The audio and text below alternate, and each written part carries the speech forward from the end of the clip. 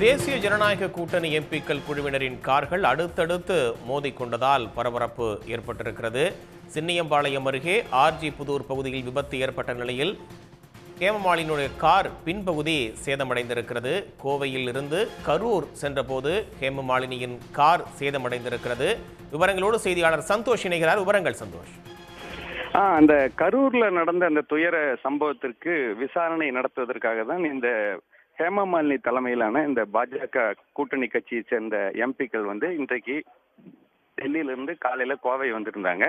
அவங்க வந்துட்டு அங்கிருந்து அவங்க அந்த கரூர் நோக்கி அவங்க கார்ல புறப்பட்டு போயிட்டு இருக்கும்போது இந்த சின்னியம்பாளையம்ங்கிற ஒரு இடத்துல தான் இந்த விபத்தானது நடந்திருக்கிறது. முன்னால் சென்ற கார் திடீரென்று பிரேக் பிடித்த காரணத்தினால தொடர்ச்சியாக அந்த 2-3 கார்கள் தொடர்ந்து சென்று கொண்டிருந்த காரணத்தினால இந்த ஹேமமாலினியினுடைய அந்த காரினுடைய பின்பகுதியில ஒரு சேதம் ஏற்பட்டிருக்கிறது. அதாவது அந்த கார்கள் 2 மோதிய காரணத்தினால அந்த ஹேமமாலினி சென்ற அந்த காரினுடைய பின்பகுதி சேதமடைந்திருக்கிறது. இந்த விபத்துல யாருக்கும் காயம் ஏற்படவில்லை, எந்த விதமான ஒரு அசம்பாவிதமும் அந்த இடத்துல ஏற்படல. ஆனா அந்த கார்கள் ஒன்றுக்கொன்று மோதிய காரணத்தினால சில கார்களினுடைய சில இடங்கள்ல சேதம் ஏற்பட்டிருக்கிறது.